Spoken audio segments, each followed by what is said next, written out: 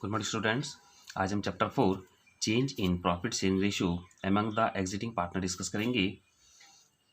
Any change in existing agreement of partnership is reconstitution of the firm. It means जब भी पुराने partners अपने profit sharing ratio को change करेंगे यानी अपने एग्रीमेंट को चेंज करेंगे तो रिकंस्टिट्यूशन ऑफ फर्म होगी। एग्जिटिंग एग्रीमेंट एंड हो जाएगा और new agreement come into existence और नया एग्रीमेंट उनके बीच में शुरू हो जाएगा। A firm reconstituted in the following circumstances. कुछ ऐसी स्थितियां हैं जिसमें फर्म रिकंस्टिट्यूट होगी।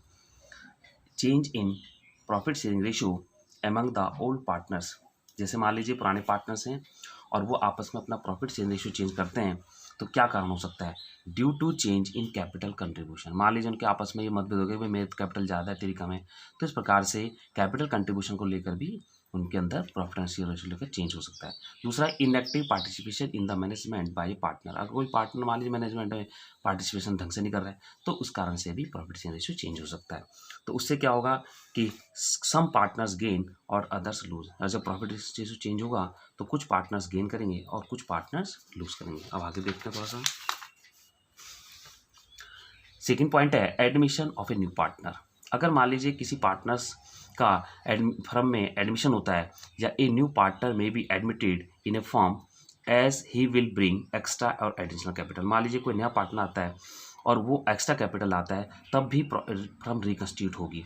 The managerial capacity of the firm will also increase. और उससे क्या होगा, पुराने पार्टनर्स मानते हैं कि अगर हम नए पार्टनर्स को लाते हैं तो हमारी कैपिटल तो एक्स्ट्रा आएगी, साथ साथ हमारी मैनेजमेंट एफिशिएंसी भी इंक्रीज होगी। इस कारण से भी फर्म रिकंस्टिट्यूट होती है। Exiting partners have to sacrifice their profit share in favour of incoming partner.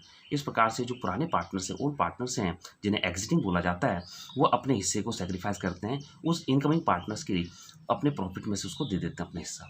तीसरा पॉइंट है retirement oblique death of A partner. यानी कि रिटायरमेंट होने पर भी या किसी पार्टनर के डेथ होने पर भी फर्म रिकंस्टिट्यूट होगी। The profit share of retired और डिसीज का मतलब death partner will go to the remaining partners as a result change in profit share ratio। इस प्रकार से जो रिटायरमेंट हो रहा है या जो डेथ हो रहा है उसको बाकी पार्टनर्स अपने हिस्से को दे देते हैं। लास्ट पॉइंट है अमेलगमेशन और मर्ज of the two or more partnership firms doing similar business. कभी कभी क्या होता है, मान लीजिए दो फर्म है, फर्म ए फर्म बी, उसके बाद ए और बी पार्टनर्स है और सी और डी पार्टनरशिप है। अगर वो आपस में मर्ज कर जाते हैं ताकि हम अपने कंपटीशन को एलिमिनेट कर सकें, कम कर सकें और अपने प्रॉफिट को बढ़ा सकें तो उसे एमलगमेशन कहा जाएगा और उस कारण से भी फर्म रिकंस्टिट्यूट हो जाएगी। अब थोड़ा सा आगे करते हैं। Adjustment for change in profit share ratio. अब जो हमारा फर्स्ट पॉइंट है उसमें कुछ एडजस्टमेंट होंगी। सबसे पहला है calculation of sacrifice ratio and gaining ratio. ये दो कैलकुलेट करने बहुत जरूरी है कि कौन सेक्रीफाइस कर रहा है और कौन गेन कर रहा है। एक अकाउंटिंग ऑफ गुडविल ट्रीटमेंट की जाएगी। Number 3 accounting of reserve accumulated profit and loss account. पुराने रिजर्व को और पुराने प्रॉफिट एंड लॉस को जो एक्यूमुलेट है, जो एक साथ इकट्ठा हो रखा है, उसका भी एडजस्टमेंट किया जाएगा। Number 4 revolution of assets and reassessment of liabilities. और एसेट्स का रिवॉल्यूट किया जाएगा और लायबिलिटीज को रीअसेस किया जाएगा जब पार्टनर्स अपने एग्रीमेंट को पुराने को कैंसिल करके नया एग्रीमेंट लाते हैं। एडजस्टमेंट ऑफ कैपिटल और कैपिटल एडजस्टमेंट होगी। लेकिन आज हम पहला डिस्कस करेंगे calculation of sacrifice ratio and gaining ratio.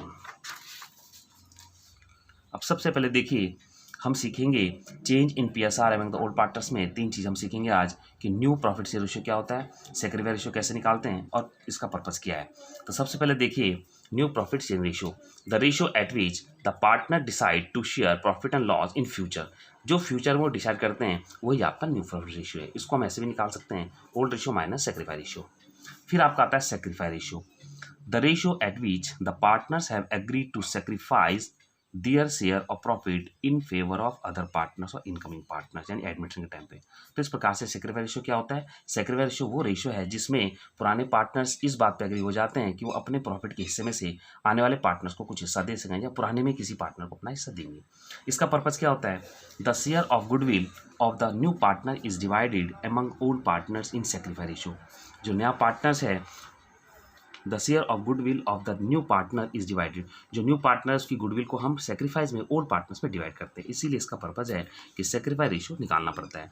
Sacrifice ratio का फार्मूला है old ratio minus new ratio. ये बहुत इंपॉर्टेंट फार्मूला है, old minus new ratio is sacrifice ratio. इसके बाद हम कैलकुलेट करेंगे गेनिंग रेशियो।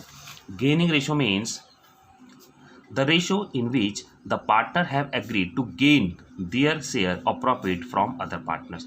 जब कोई पार्टनर अपने प्रॉफिट के हिस्से को गेन करता है दूसरे पार्टनर से तो गेनिंग रेशियो है।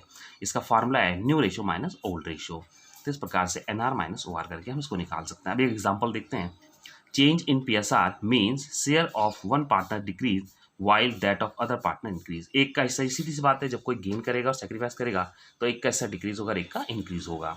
अब एक एग्जांपल लेते हैं। Mister A and B are partners in a firm sharing profit and loss in the ratio 3:2। अब सीधी सी बात है, A और B दो पार्टनर्स हैं, वो अपने प्रॉफिट को 3-2 में बांट रहे हैं, यानी 5 में से 3 हिस्सा मिल रहा है A को और 2 मिल रहा है B को। They decide to share profit and loss equally in future. अब फ्यूचर में इक्वल बांट रहे हैं, जब फ्यूचर में इक्वल बांट रहे हैं तो इसका मतलब आधा ले रहा है A और आधा B। अब इसमें सबसे पहले ओल्ड रेशियो क्या होगा, सीधी सी बात है, ओल्ड रेशियो क्या होगा, जो एग्जिटिंग रेशियो यानी कि 3:2। तो 3:2 हो गया आपका ओल्ड रेशियो और न्यू रेशियो आपका क्या हो जाएगा 1/2 और 1/2। अब हम इसमें सेक्रीफाइस और गेनिंग रेशियो कैलकुलेट करेंगे। ठीक है, तो इस प्रकार से हमने देखा कि ओल्ड रेशियो एग्रीड रेशियो होता है। तो इसमें सबसे पहले हम क्या करेंगे, section 4 of the Indian partnership act 1932, partnership is the relation between persons who have agreed to share the profit of a business carried on by all or any of them acting for all. यानी कि जो agreed ratio है वही आपका old ratio है। तो इस प्रकार से ओल्ड रेशियो क्या हो गया आपका 3:2 और फ्यूचर रेशियो को बोलते हैं हम न्यू रेशियो। और न्यू रेशियो क्या हो गया A और B का 1/2। तो सेक्रीफाइस कौन कर रहा है, सेक्रीफाइस कौन करेगा, तो सेक्रीफाइस बराबर क्या हो जाएगा ओल्ड माइनस फ्यूचर रेशियो यानी न्यू रेशियो। तो ओल्ड हो गया 3/5, तो A का क्या निकल जाएगा 3/5 कर देंगे, माइनस न्यू रेशियो क्या है 1/2। तो एलसीएम ले लेंगे 2/5 का, तो 2/5 का एलसीएम कितना हो जाएगा 10 हो जाएगा। 2/5 = 10 और 1 की मल्टीप्लाई हो जाएगी, माइनस का साइन लगाएंगे, 5/2 = 10 और न्यूमरेटर में 3 की मल्टीप्लाई हो जाएगी। तो इस प्रकार से 3/2 = 6 माइनस 5/10। तो इस प्रकार से 1/10 हो गया सेक्रीफाइस ऑफ A। अब लेंगे मिस्टर B, इसका भी सेक्रीफाइस रेशियो निकालिए, ओल्ड माइनस न्यू रेशियो। तो ओल्ड कितना आपका, इसका है 2/5, माइनस करेंगे 1/2 तो हमारा आ जाएगा 10। 2/5 = 10, 1 की मल्टीप्लाई, 5/2 = 10, 2 की मल्टीप्लाई, तो ये हो गया 4 माइनस 5/10। अब इसका माइनस में आ रहा है तो माइनस का मतलब क्या समझे, गेनिंग रेशियो। तो इसका मतलब हम समझे कि मिस्टर A सेक्रीफाइस कर रहा है जबकि मिस्टर B गेन कर रहा है। तो ये था आपका सेक्रीफाइस रेशियो और old ratio. Okay, thank you बच्चों, अच्छे लगे वीडियो तो सब्सक्राइब करें। Okay, thanks.